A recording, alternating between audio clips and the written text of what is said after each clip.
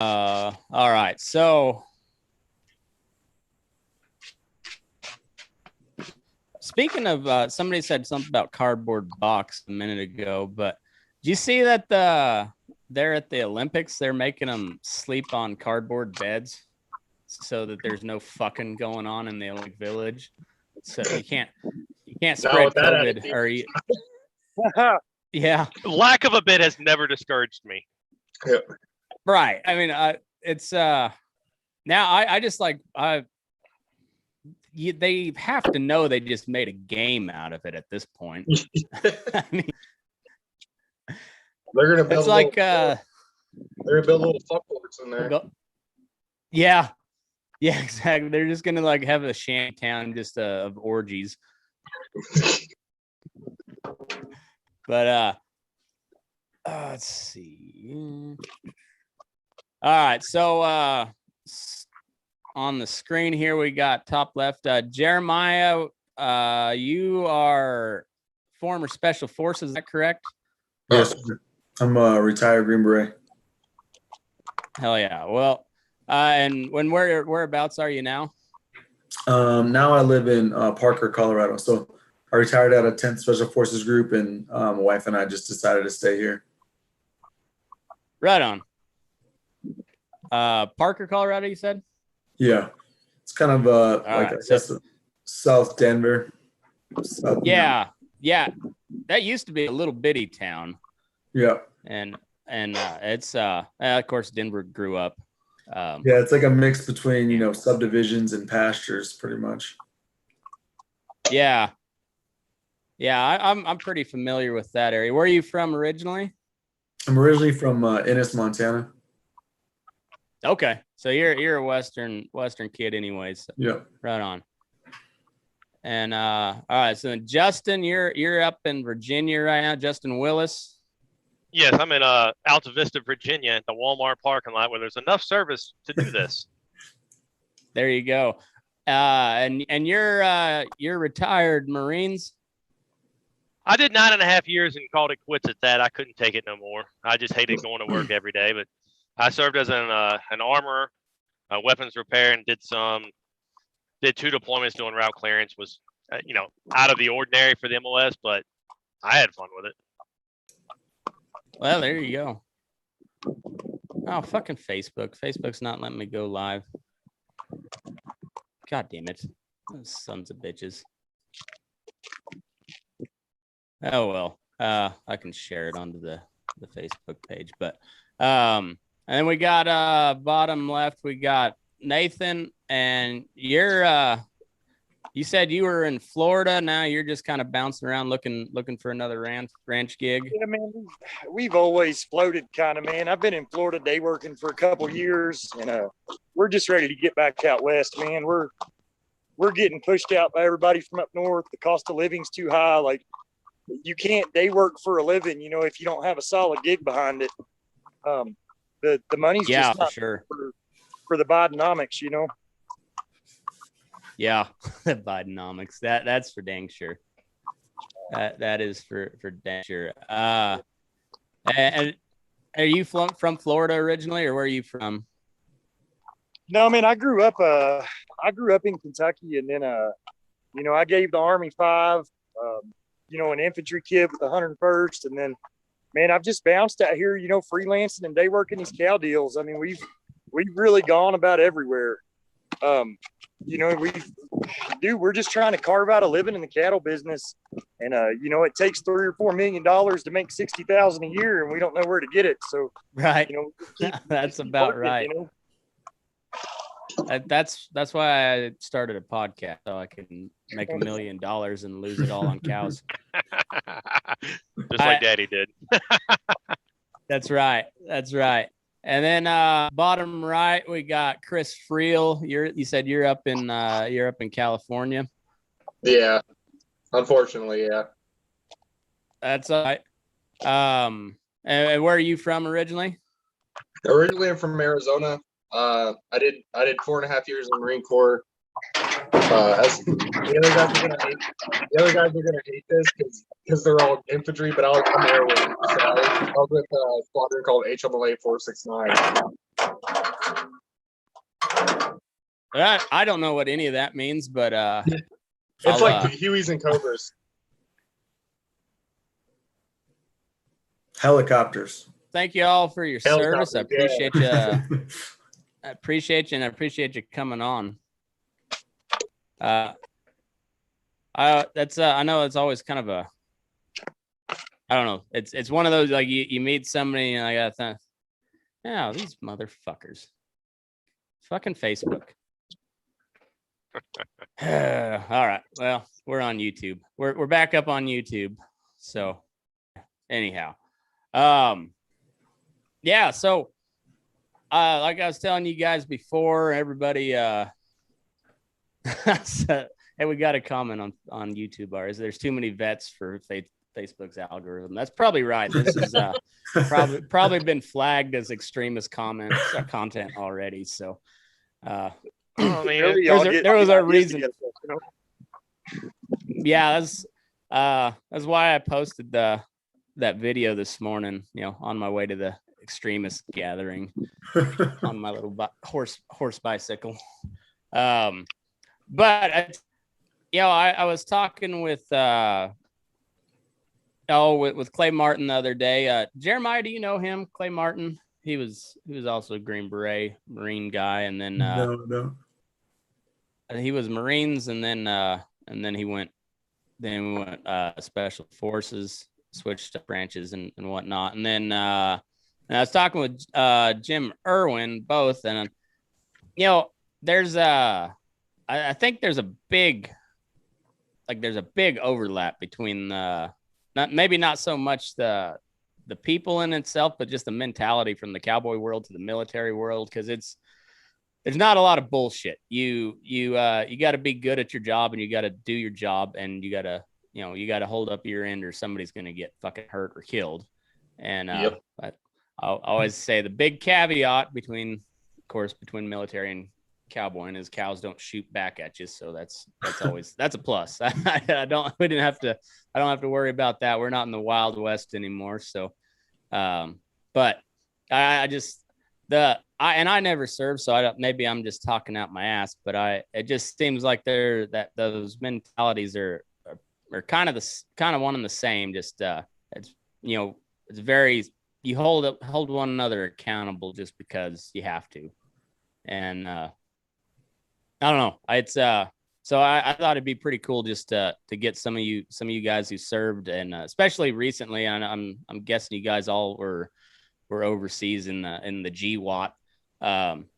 So it's I don't know. I just thought it'd be pretty neat to see somebody who's or talk to you guys who served overseas and now trying to do your thing in the cowboy world, or cattle business, whatever the case may be. Like Jeremiah, you're packing all summer, huh?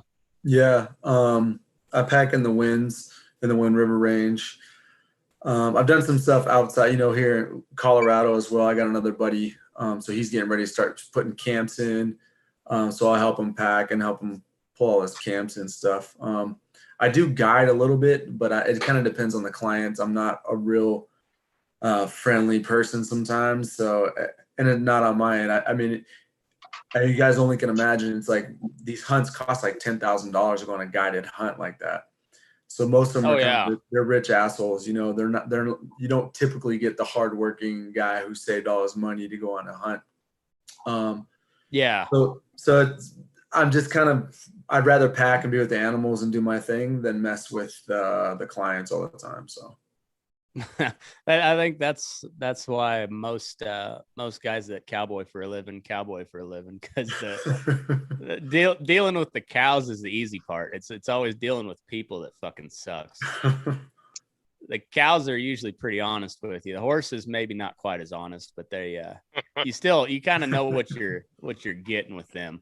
You never know with people. Well, I was going to say one of the. Go ahead. Oh, go ahead.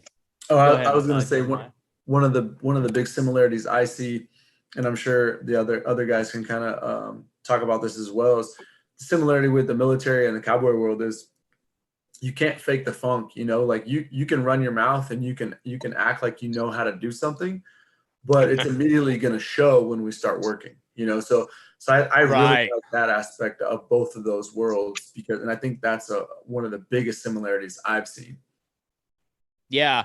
I've mentioned that before. Like it's one thing to fake it till you make it, but it's that faking it only goes so far, you know. There's and it becomes just real apparent when you know when you're actually faking it. It's you know, it's just it shows up pretty quickly that you know, you don't know what the fuck you're talking about. So it's a lot better to just be like, hey man, I don't know what I'm doing here than just try to, you know, there's time and place for everything, but man, yeah, if you don't know something, don't act like you do, because like I said, that's when somebody gets hurt. That's when somebody gets killed.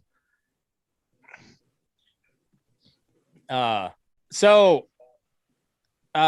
Justin, you guys are kind of like working on doing a little homesteading type deal out there, huh? Yeah, we're homesteading, expanding to a bigger farm. We're trying to get out of this place. We got 10 acres now and a double wide in Hell Bend, Virginia.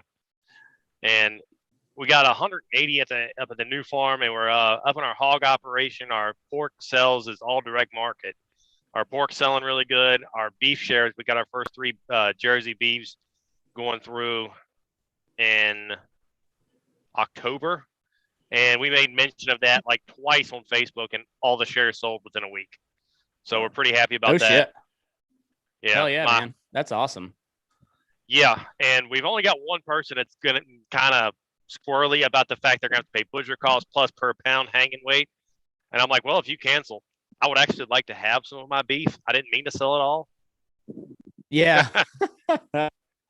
I know what you mean, but you know, if it's when it's gone, it's gone, you know, and if people are paying for it, you know, it's might as well. I just weighed my I got 2 steers on feed right now. I just weighed them yesterday afternoon, and I got one that he's ready to go. They're both big old Charolais cross steers. So one of them weighing in at 15, and the other one was just shy of 13. So he's got about a month left before I knock him. But that other one's ready to go any day. So I'm looking forward to it. There's gonna be some big ass ribeyes.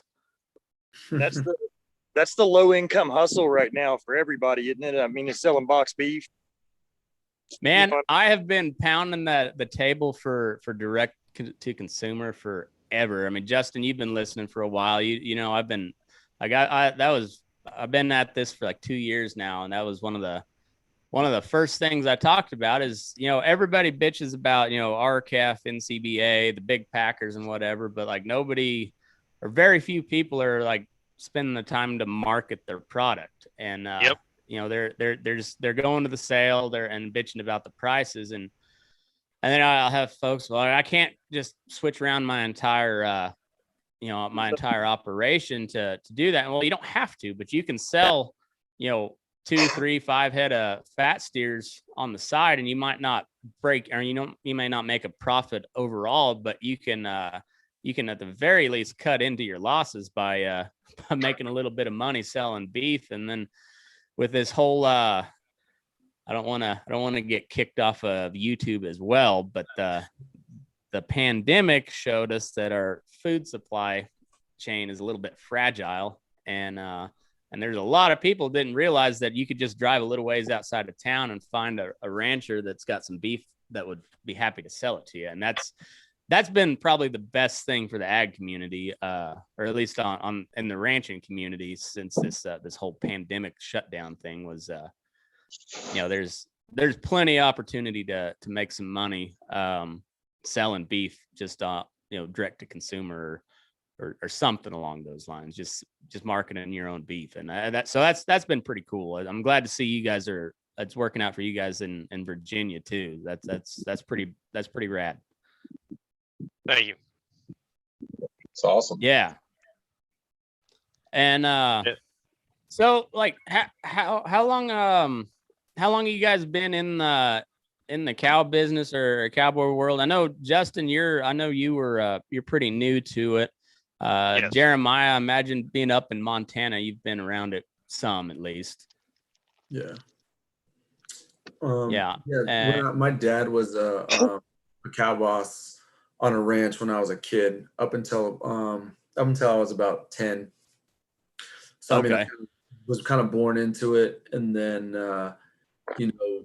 later on when we moved, we got away from it for a while, and then kind of off and on in the military. It's kind of hard to maintain hobbies that are actual work. So yeah, for sure. Nathan, how about you? My resume says I got 20 plus years when you put it on paper, man. But I mean, it's I guess how to get some real money up. It just never comes together, and we always end up back on a cow, man. I think something that gets passed over on the veteran community a lot, and I see it more and more with other guys I served with. Dude, everybody's looking for a little bit of peace somewhere in life, and I think that kind of being out and dealing with the horses, dealing with cattle, being around some of that is providing a big hole for a lot of guys that's maybe being missed by some of the other veteran community. I think it's got a lot of benefit, but I mean, we're pretty committed at this point. I mean, it's the way of the horse and the cow, or we're going to starve at my house, Yeah. Well, that's, I think you're right. And, I've been hearing a ton, especially over like the last, 5-10 years, like, especially with all these vets coming back from Iraq and Afghanistan, there's we know more about PTSD than we ever have before, but we also know that the VA ain't gonna do a goddamn thing about it. And but there's a lot of therapeutic good that comes from just being around animals, and in particular horses, like just working with a horse, because a horse will whoop the fuck out of you if you don't know what you're doing. And then a cow too. I mean, like, it's amazing how quick a 150-pound calf can just kick the dog shit out of you if you don't know what you're doing. Or even if you do. There's no doubt there. I mean, you slip a leg or something when you're branding calves or something, and you'll get kicked in the teeth real quick. And those little hooves hurt. I work with the natives up here. We got the Santa Rosa and the Cahokia, and we were up there helping a friend castrate some calves and stuff like that. And I didn't realize how winded I was until I started working fucking calves. I was trying to grab. I was one of the ground men. I'm trying to flip them over and shit, and I was getting my ass beat. Yeah,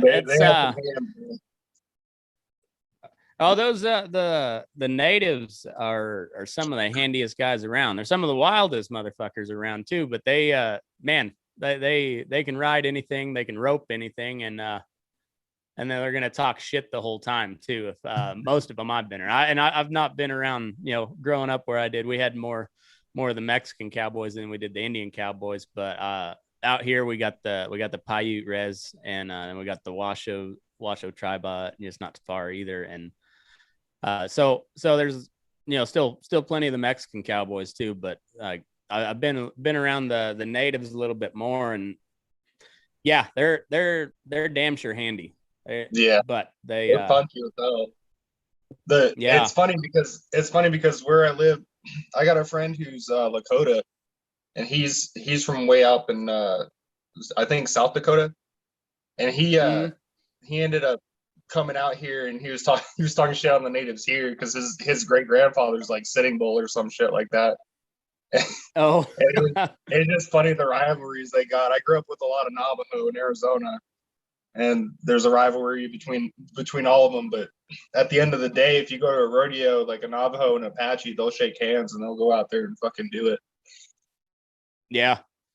Now, did you grow up around horses and cows, Chris, or are you pretty new to it? So I grew up in Kingman, Arizona. I don't know how many people are familiar with it. I grew up mostly around horses because my parents were like, I'm first generation when it comes to the horses. My mom worked on a track, but my dad didn't really know anything. So we ended up getting out there, and I grew up around a lot of rodeo. Uh, we had one kid I remember in high school. They would drive their dad's truck to school. It was a big old diesel dually, and it was a PRCA rig. You know, it said Stephen Dollarhide or Saddle Bronc champion on the side of it. So I grew up around a lot of cows and stuff. I kind of got out of it when I got into the Marine Corps, and then once I got back, I have 9 acres out here in California. I'm gonna sell it and then move back to Arizona and try to kind of start a little business out there. But yeah, I've been around it for a minute. Right on. Now, Jeremiah, I saw you you were posting on your Instagram like the war party movement. So that's something that's to do with I know there's a huge problem with Native women and particularly Native girls just like disappearing. And that's like it's not a new problem from what I understand either. So are you Native? Yeah, my mother is Muscalero Apache. So okay. Yeah, you kind of got the tone of Native, like you got the voice. Yeah. Yeah, so the war party movement is basically I guess I need to rewind just a tiny bit to start. But I just started working with all these veteran nonprofits and seeing how nonprofits work. And I wanted a way to kind of continue what my mother was doing when she was alive, working with Native women. So I was like, well, I'll just start like a t-shirt company. So it is kind of, it's not bullshit, but it's just a way to be able to bring in some revenue to actually affect change. Cause I feel like everyone just virtue signals and they talk about what they're going to do, but you actually need money to fund that. So the movement itself, or war party movement, is about basically trying to affect your community where you are. So a lot of the t-shirts and the art is basically just to start conversation. Someone asks you, hey, what does that red handprint mean? Or what is this? What is that? But it's also kind of, hopefully I can shed light and be kind of the voice to, everyone needs to be good neighbors and friendly to each other. And I think a lot of times today, everyone wants to be more divisive, and we're not going to solve it by doing that, So right. Oh, go ahead.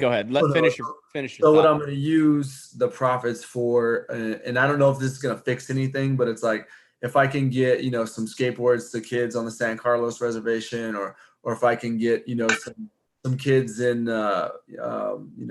West Virginia, something, with school supplies or whatever. So just basically kind of focusing on the low income children or people where children are caught up in the system.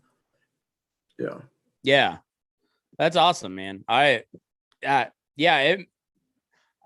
hope it does, it does help. I think anything like that, any little bit does help, and you may not see it. And my long-term goal with that, and obviously because, horsemanship and horses is a passion of mine, but my long-term goal with that is not just be able to take, monetary, small things to kids, but maybe we'll be able to partner them in programs, especially in the veteran community, because I think vets, it would work really well with children, because that's something that hits home on deployments and stuff. You see the worst of humanity, and everyone forgets about the kids. So I'm sure all these guys can speak to just the things they've seen with kids. So in my opinion, I think it'd be really cool and an easy way to kind of match, really cool veteran programs that are out there where they're taking vets out to ride horses or learn horsemanship or learn to be a guide or a rancher or whatever. Maybe bring be able to pay for a kid to do something like that. And, you think of some teenager who's, kind of out on his luck and he lives in, like your Sioux friend, something like that, and teach him to be a cowboy and give him a skill set. So that's kind of the ultimate goal with all of it, in the future. I like it. And I like that, what you said about just being kind to each other. Like you said you're not a particularly friendly person at times, but I don't think you have to be friendly, but you can be kind. You you can be an asshole and still be kind to people, you know. And the one thing I think that is lost on all sides of this whole political shit show that we got ourselves in is everybody is like, you know, this side's evil, and the people that run shit, as dumb as they are really good at keeping us at each other's throats, so we're not looking up. But like everybody that's arguing, like all of us here, where I would assume that we're more on the liberty minded deal. Where I mean, I hate socialism, I hate communism. I'm not a conservative. I'm more just I like liberty is my starting point on everything, is individual liberty. But that being said, all those socialists, as fun as it is to say, you know, make the memes about throwing them from the helicopter or whatever, putting them in a wood chip or whatever. If everything goes like, you know, if you say we live in a libertarian world tomorrow, those socialists are still going to be there, and you can't really just execute them, you know. So you have to figure out to live together. And at some point, you're just like, all right, fuck, go be a socialist over there. I don't care. But like, we still have to figure out how to live together. And I don't know how we bridge that divide so much, other than just actually having discussions and not just screaming at each other, you know. But I don't know. It's a weird world we live in right now. Yeah. I think that's the difficult part, is nobody wants to have a discussion. I think everybody's so set in where they're at. And it's very difficult when there are some places where you can compromise, and there are some places, I mean, there's certain things I feel like I won't compromise on, and everybody has their own shit. But if you want to keep the peace, like you gotta meet somewhere. Like I'd rather have a libertarian society. Yeah, but there's got to be some sort of starting point. You can't have a starting point when everybody's screaming at each other and nobody's talking to each other. It's I don't know. I was gonna say, I think looking at the cowboy world in general, that's something that I grew up around, was that respect for one another. You know, you look a man in the eyes, you shake his hand, you know, yes, ma'am, no, ma'am, yes, sir, you know, all that stuff. So I think that that's one thing I always think is cool. It's everyone kind of, you know, handshake still goes a long ways in my book. Right. But a lot of people don't live that way, you know? So instead, like you said, yelling at each other and everything else, I actually think most people, they just forget to put themselves in the other person's shoes, you know, what, you know, and then the media and everyone wants to kind of make race to that or say something. And then from the outside looking in, you know, you're a struggling, you know, cowboy, a white guy from Oklahoma, and you're like, what the fuck are they talking about? White privilege, this and that. Or you flip it the other way around and you're a black kid, you're a black guy living in the ghetto, and you're like, what the fuck you mean? Like, I don't want like, so I think that sometimes it's easy just to go down that track of forgetting what we learned, you know, as kids, that respect for one another. Yeah, it's all tribalism, and like, it's like when you feel attacked, you always retreat back to your tribe. I mean, that's the way it's been. And it's not a native thing. It's just a human thing. I mean, Jeremiah. Well, I guess we'll go around the circle. Like, where did you guys serve? I know Jeremiah. There's probably special forces community, or probably places you can't even mention. But I assume you're either Iraq or Afghanistan. Yeah. So I was in 3rd Special Forces Group for most of my career, and I retired at a 10th Group. In an instructor position.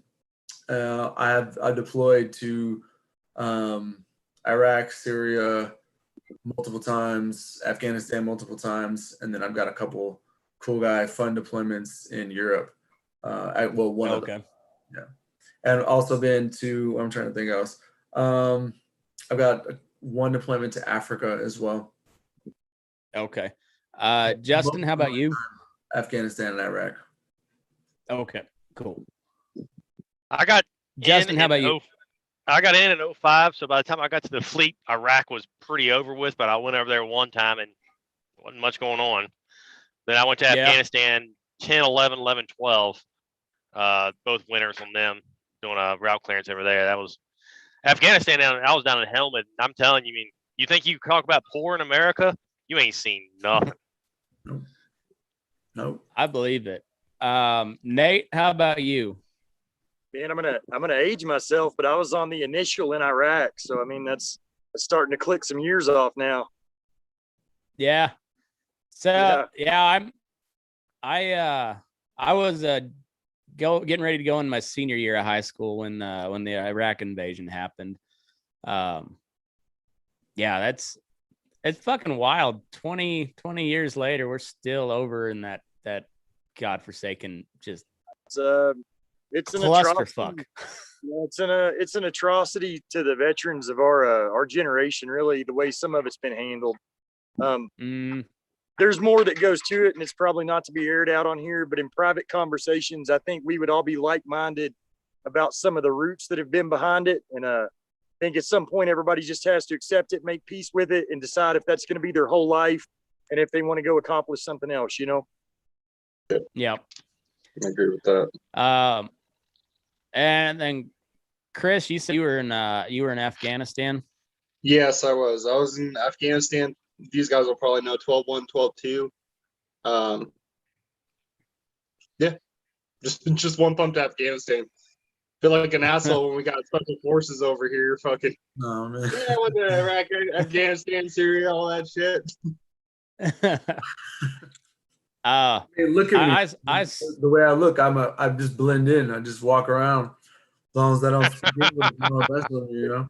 I'm more worried about getting shot by some private in the 82nd on a gate than I am by fucking Taliban. Yeah. I don't want to sound like too much of a badass, but I mean, I was at Colorado State University, you know, just oh shit, drinking my weight in beer, you know. I mean, you don't have to thank me for my service. I don't want any of that. You're a nurse, right? No. What's that? You're a nurse, right? I'll thank you for your service. That's for right. Nursing beer. Yeah. I don't know how much nursing I did. I tried to inhale it about as fast as I could, but okay. Yeah. No, I graduated CSU, and then I was talking with the Marine recruiter, and I went and took my PT test, but I couldn't pass the eye test. I cut my eyeball when I was like I think I was 9. So I've got a big cataract in my eye, and it's not not correctable to 20/20. So they said, see ya.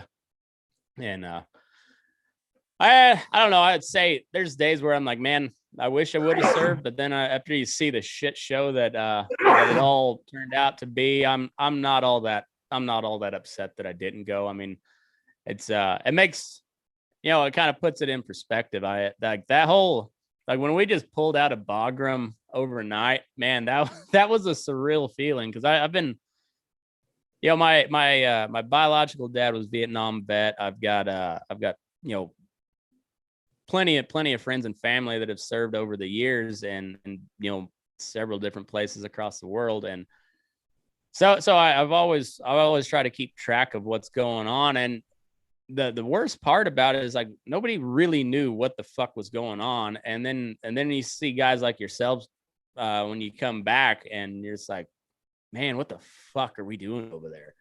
And it's just infuriating. Like we have the most elite fighting force that the world has ever seen, with the most incompetent leadership.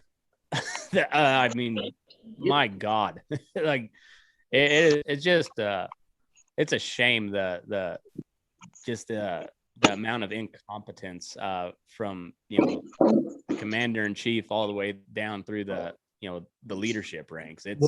They all, instead of working themselves out of a job, all those generals are working themselves into a job. So you have to remember, the industrial military complex runs everything. So when you take Afghanistan in particular, I was not in the initial push in Afghanistan. The first time I was in Afghanistan was February of 2002. And for the first like 5 years of Afghanistan, conventional forces didn't own battle space and weren't in charge of anything. And then they brought in the regular military. So once the regular army comes in and everyone established these giant footprints, now you have all these companies, Raytheon, KBR, all these, billion-dollar contracts. And as much as like big tech wants to talk about the military, they have giant contracts with the military. Like, who do you think runs all our satellites and our computers and does everything? That's cyber. So big tech does that. So like Cisco, has a billion-dollar contracts with the military. So as soon as that happened, you keep fast forward, and it's like, I look back at my career when I retired, and I had buddies getting in gunfights, places I got in gunfights, 12, 13 years ago, the exact same places. For what? And these generals, the reason why, instead of working themselves out of a job, they work it in. So they retire on Friday, and on Monday they walk right across the street to Raytheon or back in the Pentagon, and and that's all they're doing. So it's all about money, man. Like, I think everyone forgets that, and it's important for me to remind, especially the regular military. And I don't mean to knock guys who served conventional forces, but special forces, we see a lot more of the battlefield. We're trained to operate differently than those guys are. So I understand a bigger picture. And a lot of times it's easy in the conventional military where you only see what you're in charge of. If you're in charge of these 3 guys, you're in charge of those 3 guys in that lane. And you don't really get to question higher and or even understand what higher wants from you or what they want you to do. You just execute those missions. So it's easy for guys to have this big emotional attachment to, facilities being overrun or us giving back ground or whatever. But when you understand the big picture, you understand the military industrial complex, and you see those generals, what they're doing now. Like, look at what's his name? That dude was a fucking clown. Lloyd Austin. When I was in my first time going back to Iraq, ISIS, he was in charge of us. And we literally had to brief a 4-star general to go out on ops when we could have went out, been killing bad guys the whole time. But instead it took all the way until Trump came in office before us to get authorities to actually do shit in Iraq and Syria. So, I mean, it's a fucking game. And that Syria deal was the most egregious of all of it, because the way I understand it, and like, correct me if I'm wrong, but the research I've done. So we take out Saddam, who's a moderate, as far as the religious aspect goes. He's a moderate Sunni. He's far from a moderate, or was far from a moderate as a ruler. I mean, he was a brutal dictator. But he also kept Al-Qaeda out of Iraq for the most part, and he ruled that country with an iron fist, which is like vast majority Shia, right? Like you have 67. That Iraq is where Sunni and Shia meet. So you have to rule that area with the iron fist. So as soon as we took him out and there was no one to rule that way, it's power back. Not to mention the atrocities that were done on the initial, just by the introduction of American money to the populace. It was a destabilization. I mean, within 30 days of boots on the ground, the economy had already toppled. I mean, there were a lot of pieces in play on that. I'll interject one more thing on that. We all talk about how I hate it that maybe whoever ended up with everything left at Bagram or something like that. But I don't hate the fact that there's no more regular forces guys over there that are going to get hit with an IED on some route tonight. Right. No matter what the cost was to give up, we were gaining no ground to start with. So, I mean, Trump, Biden, whoever did it, it's a positive thing for America that my kids coming up aren't going to end up back in the same hole. So, I mean, that is the takeaway from no matter how they got fighting. You just got to cut your losses, Yeah, and fighting the same Taliban fighters that have been fighting their entire fucking lives over that same ground. They know it better than we do. They know, and I mean, it's just you look at those Afghans. I mean, the Russians tried like hell to wipe them off the planet. We helped them with some RPGs and shit, and they lost. And then the British, Alexander the Great, like everyone's been there. Yeah. And then they go back and they're using those same RPGs that we gave them and trained them on to shoot down our choppers. And same radios too. Like they're right. And I mean, from what I've understood, like they're pretty pretty handy fighters, that like the hardcore Taliban guys, because they've been doing it for a long fucking time. They kind of know what they're doing. Yeah, they've been doing it for a minute. Like, if you go back to Russia invaded Afghanistan. Our goal was to outspend them to push them out. We pushed them out, and then now we're in there. Afghanistan's called the what is it? The graveyard of civilizations, or the graveyard of empires? Graveyard of empires. Yep. Yeah, it's and Afghanistan as a country is, I mean, you might as well not even have it, because it's tribes and warlords, right? I mean, yeah, you have this clan, and that's what they identify with is their tribe. Don't underestimate the lucrativeness, at least up until the introduction of fentanyl, of what the poppy fields were really worth in value on a regional basis, though. I mean, there's a lot of struggle for that on a backdoor deal that I think a lot of people never took into consideration. There's a lot of wealth gets generated out of conflict. And a lot of redistribution of wealth. A lot of redistribution of wealth in a local economic structure, Yeah. Well, it's funny you brought up our Secretary of Defense, Lloyd Austin, who before he was a 4-star general, right? Yep. And then he joined the board of Raytheon. Yep. And now he's the Secretary of Defense. And just so happened that there was some sort of arms deal that was not supposed to go through with, I forget which Middle Eastern country it was, but it doesn't matter. We're giving money to all of them. It doesn't fucking matter. But there was some deal that was not supposed to go through that all of a sudden got greenlit as soon as Lloyd Austin becomes and it was a Raytheon contract, by the way, that got greenlit as soon as he becomes Sec Def, and it's like, oh, well, that's convenient, just real convenient. Weird. And weird. Yeah, and the people will like they'll pile on Biden, which with good reason. I mean, pile on, that guy's a fucking idiot. But they fail to remember that it was old GW and Dick Cheney that started this whole thing. That was a hardcore Republican administration that pushed the whole thing. And Trump, he did some good. He did do some good, but I think we found out he wasn't all that competent as a leader either. I mean, maybe he was just in over his head. I don't know, and that's probably a good part of it, because I think you're just also hitting on the establishment of both parties and how much how everyone thinks that Republicans and Democrats are so divided. That's what they want you to think. But the establishments of the right and the left are not divided. They're both about making money. So right. So like there's the wars, like they could have solved problems if they actually wanted to, but they don't, because both people make money on both agendas. Right. So there's a bill that's just got introduced, and it was sponsored by Mike Lee, Bernie Sanders, and Chris Murphy.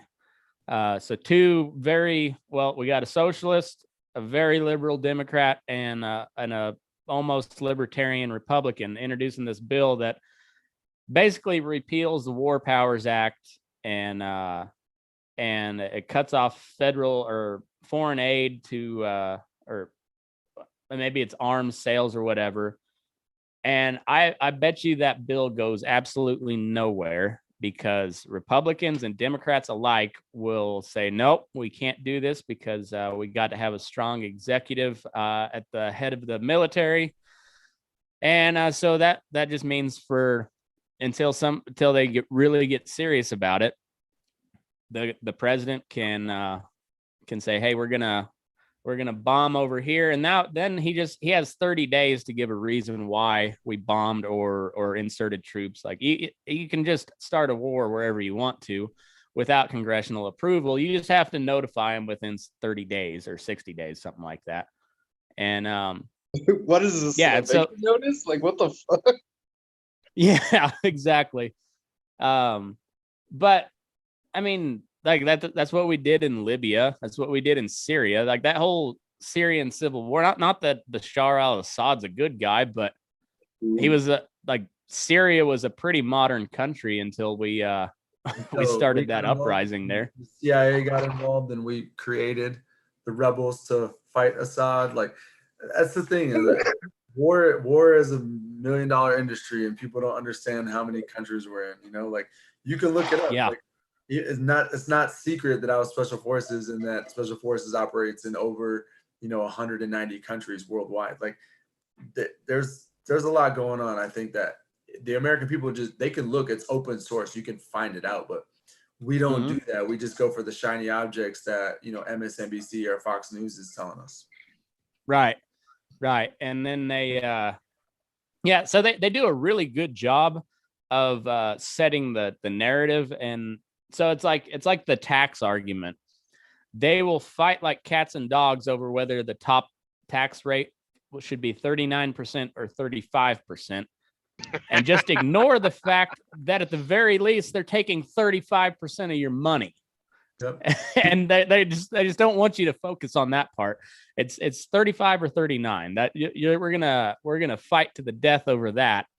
But in the meantime, we're still getting fucked by the government, both sides. We're still sending millions of tax dollars for abortions in Pakistan for whatever reason. But and gender studies. In general. Pakistani gender studies. Yeah, that's what I was thinking. The gender studies. The Capitol Hill police, allowed an insurrection or whatever. Complete and utter failure of policing on January 6th, but yet they got $120 billion. And now they're opening offices in different states. The Capitol Hill police is opening offices in Florida and California. It's because the FBI was getting sources. Like, right. Whitmer deal. The whole Whitmer kidnapping plot. That's getting very juicy. Yeah. There's like one of them was an informant. Secret like police. 12 out of the 15. 12 out of the 15 people involved were FBI informants and or agents. It just, fucking wild. Just wild.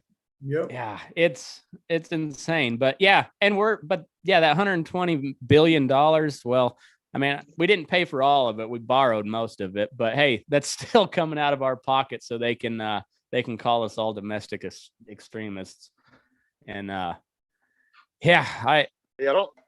if I get called a domestic extremist and some fucking ATF agent breaks into my house, I'm gonna be butt ass naked with a tomahawk. I ain't fucking doing this today. If I'm going out, I'm going out like a man. That's all I'm saying. There you going out on your shield. I like it. I don't want to hijack your post, man, but before we finish up, I'd like to throw a question out if that's cool, Matt. Go for it, man. We got time. So all right, out of everybody in this group, man, is anybody like hitting any problems while we're on here, that you're having, like either packing, homesteading, building your deal up, doing something that like while we're on here that you can network and we can share some knowledge back? Like, I mean, is anybody hitting a hang up that we might be able to talk about what's going on and help somebody else limp through a tight spot? Yeah, for sure, man. I think sharing our knowledge and experience of all being around this business, and everybody's trying whatever way that they can get, it's start where you can, use what you have, and do what you can, or start where you are, Yeah. And so everybody's got a different way to get there. But I think at the end of the day, everybody's looking for the same thing. They want some form of self-sustainability, doing something involving agriculture that they want to do, And I mean, while we're on here, if there's anything we can do to help each other, it'd be cool if we took a chance, Hell yeah, man. I mean, I've and I say but like I've got some people that help me with this, and then just people that listen, like, and Justin, I keep going back to you because you are pretty much like day one homie when I started this thing. And it's this whole community has grown way bigger than I ever expected it to. But I've got close to 17,000 people that like my Facebook page, and I feel like I have some sort of obligation to do something good with it. And so like, if you got a side hustle that you want to shout out, if you're looking for a job, anybody can hit me up at any time. I may not reply immediately, but on my website, I have a deal that says support small business. And if you fill out that form, I get that to my email and I will do an ad read for free, just because small business is what the background, and it's the backbone of this entire economy. And it just got gutted by the government. I mean, don't get me wrong, COVID deal it's a real thing. That shit killed a lot of people, but very few people had any problem just shutting down the entire fucking economy. Like, under what authority do you have to say that your job is not essential and you can't go to work? Yeah, like, that's pretty. That was the whole thing I was upset about from the get-go. Like, the medical side of it be damned, the government has no authority to do that. And and we're gonna feel the repercussions in the economy for at least a decade from this. At least a decade. Absolutely. And the biggest, like, one of the biggest issues, you go into medical, they go into the medical side of it. For one, the vaccination, which everybody should get.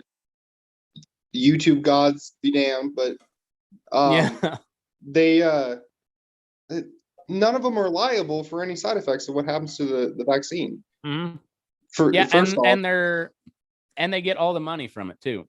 Pfizer made $32 billion profit from the vaccine in the first quarter this year. The first quarter. Yeah, I think some of that should probably go to lawsuits if the government would fucking back off of that. But if we spent how many $1 billion to develop this vaccine. And by the way, like, if this thing actually is safe, which I'm not saying it's not, I'm saying we don't fucking know because it's only been around for about 9 months or so. Yep. There's no way we can know the long-term effects of it because it hasn't been around long-term. But if this thing is safe and effective, like they're saying it is, like, this new technology could be fucking revolutionary, and it's almost a lost cause at this point because people just don't trust anything they're hearing.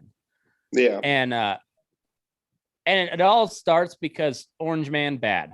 And I've got my problems with Trump, but I'll give credit where credit's due. He mobilized the entire force of the federal government to get this thing through.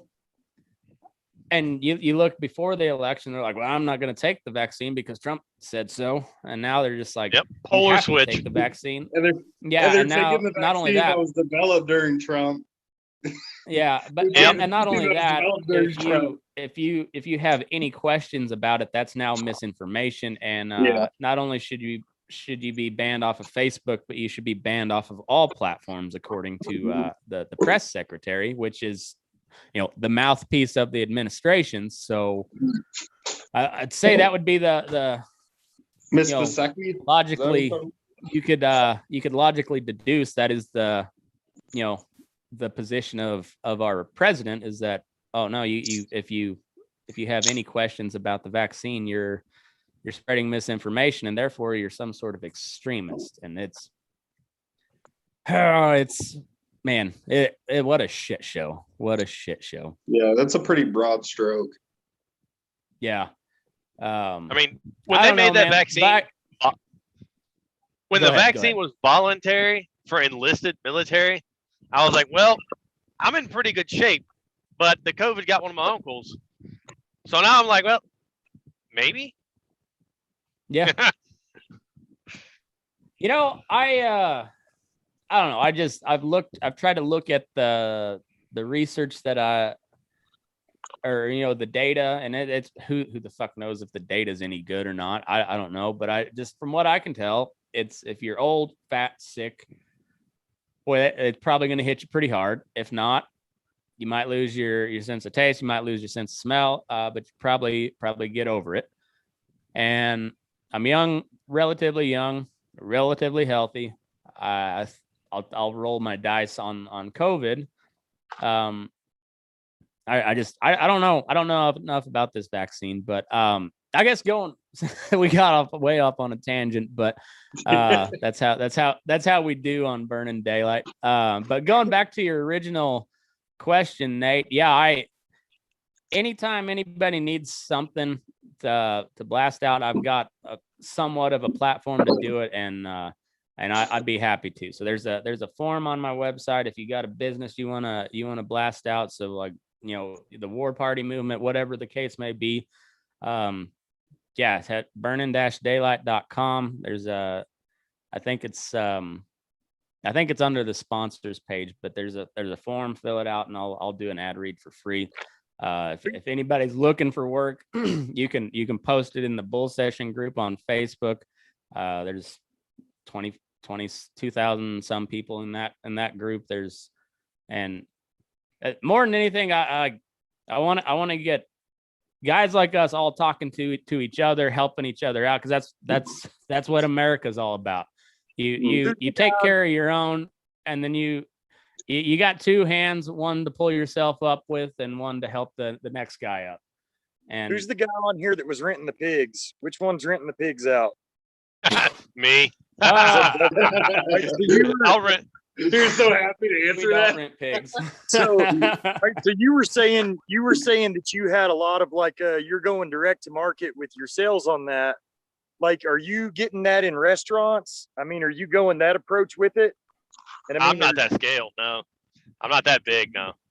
Have you looked? We looked at this a few years ago, man. I mean, we've literally over the last 15 years, man. If I've seen it and thought we could do it and make money to burn it up on some fucking cows, we've looked at it or tried it, you know. And so, I looked at the heritage hog deal real hard 5 or 6 years ago.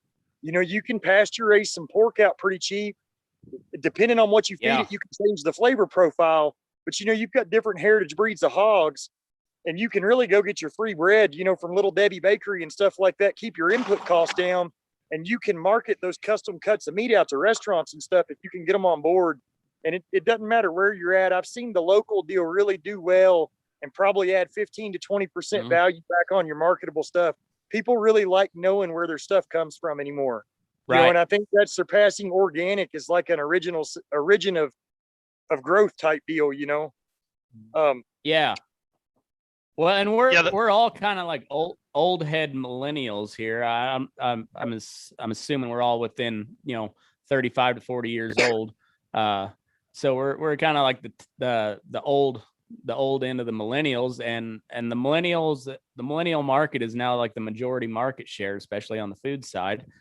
And yeah, that's the big thing, is people want to know where their food comes from. And on the cattle side, people have been really resistant to that for some reason. And mostly it's because that's their, you know, everybody's doing it the way daddy did it, the way granddaddy did it. Yep. And that's not a bad thing, but people, what I have seen really, man, is the cattle business is so complex because there's so many avenues in and so many ways to make money. There's not very many producers that understand that, like, feedlots out this way are looking for certain type cattle at certain times of the year. People don't understand that when they're selling calves off early, guys are having to background them, you know, preconditioned stuff. There's so many facets to the market that people are losing money out to. And I mean, I know the Packers are getting a lot of it on their markup, but man, it's capitalism and that's their business model. That's what they can obviously get it bought for, because guys are hauling them in 1,000 head runs to these sale barns weekly, you know, and as long as that keeps going on, and as long as they keep letting the commodity prices dictate the slide down on what the feed yards are saying, man, cattle are going to be the same number at the producer all day. You know, there's value added ways in, but rarely do you go to operations where them guys are really getting out there at daylight and doing the work. And that's what it takes. The places you go to where guys are making it, they're getting up, they're going to work, they're busy, they're not wasting movement, there's no bullshit about it. Everybody knows their piece, and it's just continuous flow of guys working together to accomplish it. And they're clean, they're keeping their places up. And, you know, it's a pleasure when you get to go to a deal like that and guys really have the knowledge. Yeah. Yeah. And, you know, it's, there's something to be said about the way your dad did it, the way your granddad did it. I mean, if it worked, it worked. But if you're not adapting, you're dying. And that's the same way. Like a cow doesn't change. The cows, I mean, we can change the genetics, but at the end of the day, they're they're a whole bunch of hate wrapped up in a leather bag, as John Wayne said. And they're delicious. And they are delicious. I've ate a lot of different game meats over the years. I've shot a few of my own, and I still my favorite cut of meat to this day is a good, well marbled, grain fed beef ribeye. I think that's about the most perfect cut of meat that was ever put on this earth. There's nothing as gamey as a grass fed T-bone guy. Oh man. Yeah. I've had some decent grass fed beef, but it's not my thing. And I know nothing against anybody that raises it, and that's what you like. That's what you like. It's not my cup of tea, but hey, a guy selling beef is still a friend of mine. So that's right. It just make a living how you can, and it don't work for a lot of people. Right. But there's like the market changes so much, and these guys are just they're at the end of the day, you're selling commodity cattle, so you're at the whims of the commodity market. But if you're selling your own beef how you want it, like you can almost set your own price. I mean, then within reason, you can get just about what you want out of it if you find the right. I mean, the beef is going to be worth whatever somebody's willing to pay you for it. And you can almost and double if you your can money be a good out. salesman, and if you can find the right avenue, the right outlet, and the right way to market it, man, you can really change your outfit pretty quick. I mean, like you can really turn things around if you do it the right way. But it takes some thinking out of the box and maybe not doing it the way your dad did. It's because the market changes, things change, and it all goes back to, like we were saying, people want to know where the food comes from. And what a better way to tell our story by showing it, like at the end of the, when you close the book on that story, you've got a steak on your plate. And that's the end product of that entire story you just sold. And so they're eating the steak, but they're buying the story. And right. The story's worth a bunch. I think one of the biggest challenges that we're looking at in our generation, man, is the steep increase in land and equipment. As the equipment becomes more technologically advanced, the price is obviously there. But 30 years ago, there was still a lot more cow ground than there is now. And with commodities trading out the way they are, the government programs and insurance, crop insurance really changed the game when it came through big. And so as that changes, there's no more really good, wet, irrigated ground that's in beef production. Now it's all in corn because that's right. It's all in different traded commodities that you can insure against the boards, and so it's really made beef producers step up their be able to step up their production with less. There's not as much usable acreage for that, as there was 20 years ago, for sure. Yeah. Sorry, go ahead. No, go ahead, Chris. It's wild because, like, you hear about a lot of subsidies. They go to different ranches, and they usually go to people who are growing, vegetables, corn, all that shit. And I was talking to a rancher. His name's Bob Blake. He's out there in Arizona, and he was talking about like their fight because I sat down. I had Netflix. I watched Unbranded. It's a pretty good movie. It's about I don't know if you've seen it, but the Mustangs and the argument between. I don't know if I've seen yet, but I'll look into it. I'll put it on my list. It's the argument between like what lands are you going to give the ranchers and what lands are you going to give the Mustangs, and he brought up a good point where it came from was if you're going to make cows edible, then you have to make use of the horses as well. That would solve the whole issue between them. So it was interesting to hear both sides of it. I mean, I don't want to rant too much, but there's so many different pages to ranching and what you have to do in order to survive that it's difficult. Well, and you listen to some of those old timers, especially out here, where there's out west where there's a ton of public ground. Mm-hmm. Those used to be wild horses and not feral horses, you know. Yeah, not just people just yeah, every 5-6 years they would round up a bunch of them, you know, either ship them off to slaughter, but they'd introduce a new stud just to combat some of the inbreeding. And then a lot of those guys, I mean, that's you talk about like the old Spanish ranch or some of these old ranches, you know, they didn't have, you know, Hancock bred horses. No, it was just whatever was out on the desert. They might buy a Hancock stud, but you're also going to have a bunch of shitters. And that's where some of the best stories come from. Those old boys like, oh, that, you know, the Span had some nasty horses, or you know, the A-Bar or wherever had some, you know, was known for some rank horses. Yeah. But that's because they just gathered them up off the desert, and that became your remuda for the ranch. And now you can't do that. You know, now I worked at a feedlot there in Fallon, nothing but Mustangs, and they don't adopt anything out that's over 6 years old. So you got a 7-year-old mare. She just sits in that feedlot pen until she dies. You can't slaughter them. So, and guess what? We all pay for that too. we all pay that feed bill. All taxpayer funded. Yes, sir. Yep. Every time. It's there's another good. I won't say it's a good movie, but it's a decent movie on Netflix. It's like Last Stand at Paxton County, something like that. It's I know Trent Luce was advertising it, and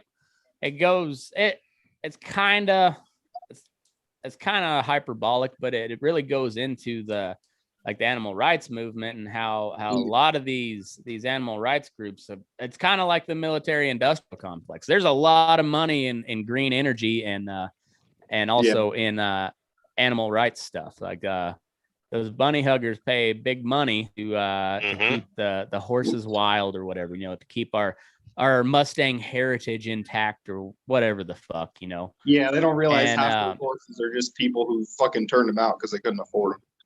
Yep. Yeah, especially after 08, when the market crashed in 08. Yeah. There was I was gonna say thousands that of heads of recession. Are y'all seeing that where you're at? I mean, is the horse market going down again the last few months for any of y'all? No, I just sold a horse, dude. It's been pretty easy going. We've tried to move some here where we're picking up and looking for kind of a new ranch home, and like I probably bought them at about their money. You know, really, I'm not seeing the easy money I saw 6 months ago. Dude, move west. Yeah, west. You're in Florida. You in Florida right now. Move out to like Wyoming, California. We are, dude. That's yeah, absolutely, man. We've got to get back out this way. It's you know, there's different people out west, and it's nothing against. There's some real hands in Florida, and you really want to come on a wild cow adventure, dude, come down there and run that eared shit in the swamp that they got. I mean, them cattle are rank. They're as bad as anything in the country. And it's just not as many like-minded people. You know, it's so full. It's just a different scene around the horse world, if that makes sense. Them cow horses just aren't a commodity down there like they are out here. Yeah. It's a very different. On the East Coast, it's very different. Yeah. We used to get a bunch of them Florida cattle when I was in the feedlots there in Kansas. Whoo! Yeah, those you just nothing but ears flopping. You know, that old trucker would you know, he'd slide his tailgate up and it was just 90 mile an hour coming down that ramp, and just ears and sheath flopping everywhere. And yeah, those were the hardest motherfuckers to process because they never hit a head gate straight on. They'd always dive as soon as they crossed through that back gate. They'd just dive, and you either had to be real quick on the process. Well, you had to be quick on the shoot, but you got their head way down there. Good thing is, they got 3-foot ears, so it wasn't hard to put a tag or an implant in them. But boy, they'd choke out in a heartbeat if you weren't quick on the draw and get them out of the chute. They'd choke out real quick. They're branchy, man. They're those swamp rats they're something else. This is my swamp. They'll move though. I've been day working a deal, man, and we were spread out so much. Them cattle are seeing a man 4 or 6 times a year, and they're just wild cattle. They're not manageable, dude. There's no respect for a dog, a horse. You turn 20 curs on them. I mean, them cows will fight them cur dogs. They're just rough, Oh yeah, yeah, and it's kind of they're not quite as bad out here, but you get those desert cattle same way, But they like, these ranchers like their cattle just a little bit mean because they got to be a little bit mean, When you're running 110, 130 acres per pair out on the desert, that's they gotta work to eat, and those old cows ain't afraid to chase a coyote off. So but they also ain't afraid to blow some snot in your hip pocket either. If they're hard to handle, they're hard to steal. That's true. That is true. Yeah, it's I don't know, man. It's tough it's always been tough to make a living cowboying, but it's they used to be they'd at least kind of take care of you when you're on the place. Nowadays, they like the wages have got better, benefits have got a little bit better, but they also there's a lot less people that have a place for you. When you get on some sure enough ranches, they they'll usually have a place for you, but it might just be a line camp, it might be a single wide, and it's just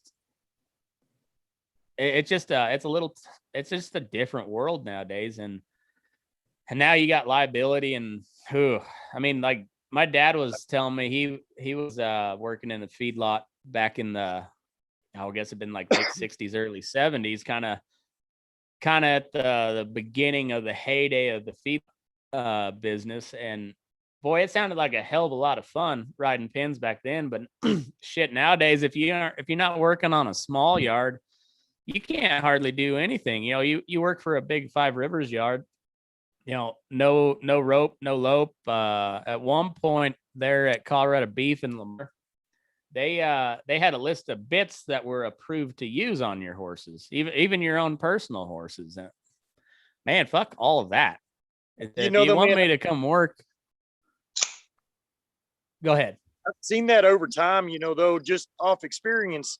There's things that you learn not to do. Like in the wild cattle, you don't pin yearlings by themselves. They're running into a pin and break their neck. When the heat gets out and you rope one, I mean, maybe it dies tomorrow.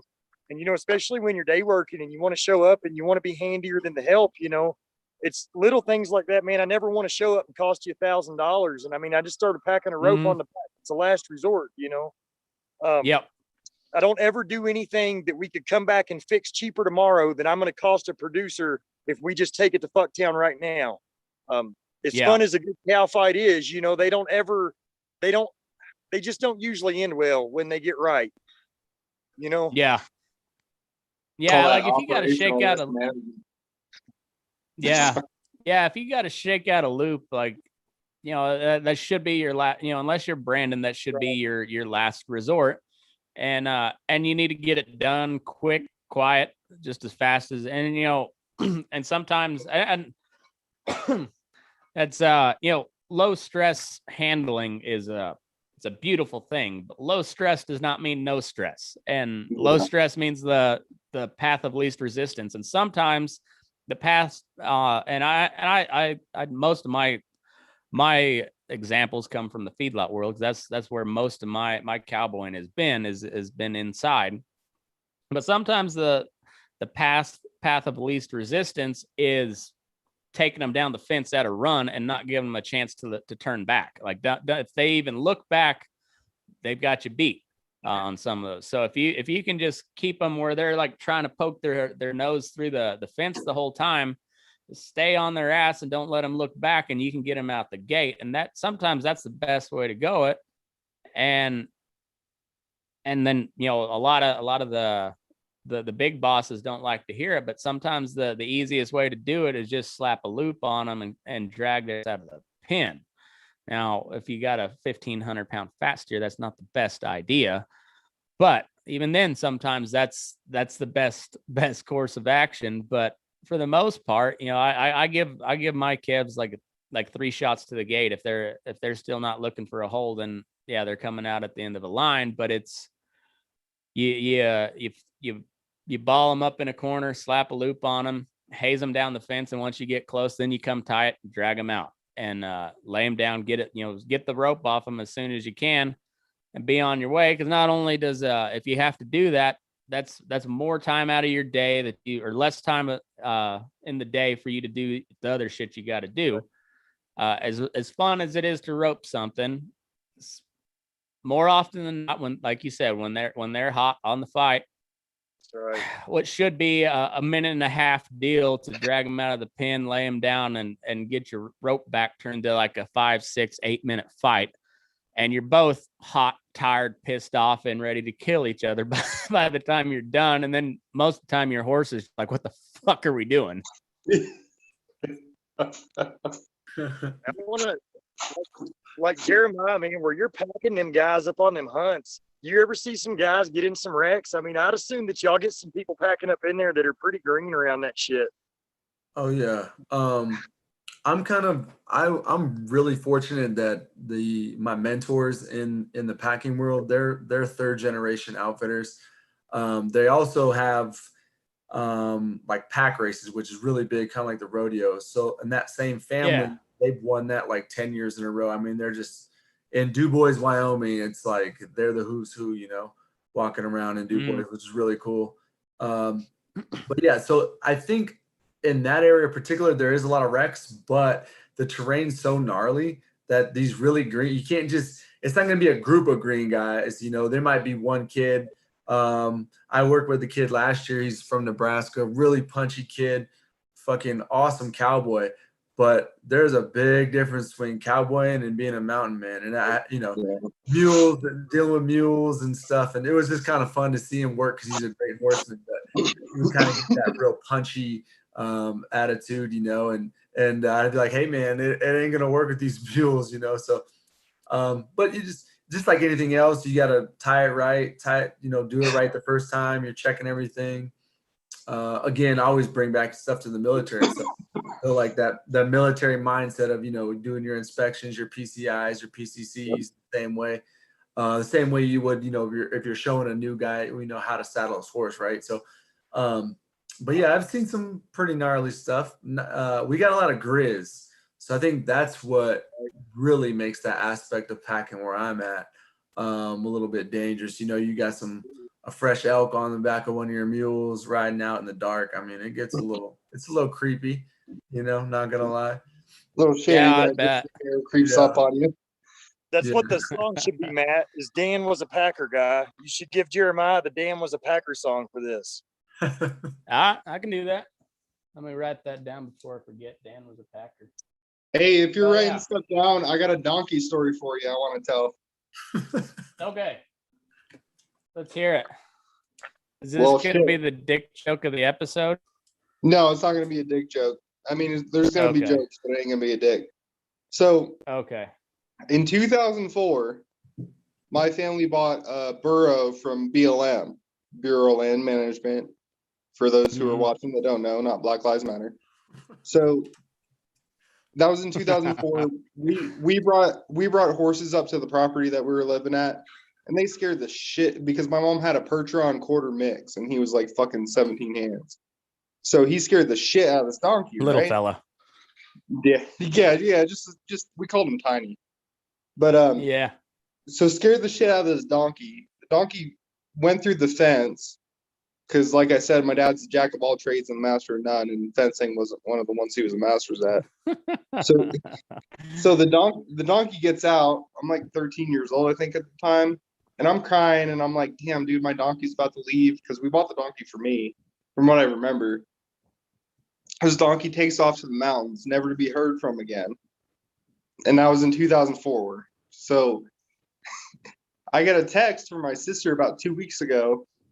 And she's like, hey, BLM texted me, or BLM called me. I was like, Black Lives Matter? It's like, what the fuck are they doing in Arizona? So she texted me, she's like, no, Bureau Land Management, they found your fucking donkey. So I was like, oh my God, this is what is it, like fucking 17 years later? I don't know how to count. I'm a Marine. So yeah.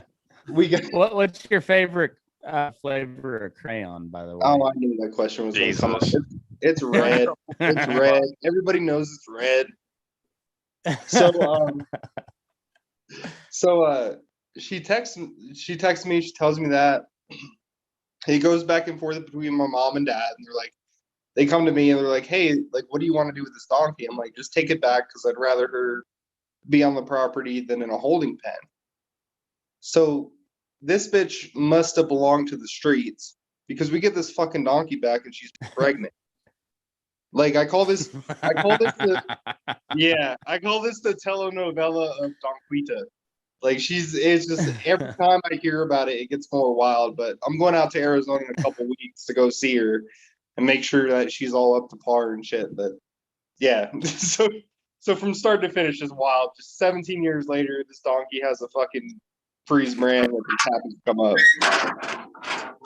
That's awesome. Well, yeah. That you should name that little colt Don Quixote. Don Quixote? Yeah. In your honor, I will name him Don Quixote. If it's a boy. Nice. If it's a girl, obviously the A. But spell it like donkey. Like, what's that? Let's say, hey, gents, I'm gonna have to bail here early. I gotta tuck kids in and stuff. I'm creeping up on 10 o'clock on my time, so I respect that, man. Yeah, you bet. Hey, let everybody know where they can find you, find out about War Party Movement, all that. Oh, awesome. Thank you. So I just have an Instagram page, Jeremiah Blackbeard, and then my new company, War Party Movement, trying to combat some human trafficking in the United States. Do some good thing for kids. So check it out. That's it's the best thing you can do is combat that shit. That's yeah. That there's nothing more important than that. So Jeremiah, I appreciate the the shit out of you, man. Thanks for coming on. Thanks for your service, and yeah, you keep packing. All right. Oh yes, sir. Thank you guys, and gentlemen, it was nice chatting with you guys. Have a good evening. It was nice. Have a good night, man. You too, man. All right, Bryce. Take it easy. Yep. See ya.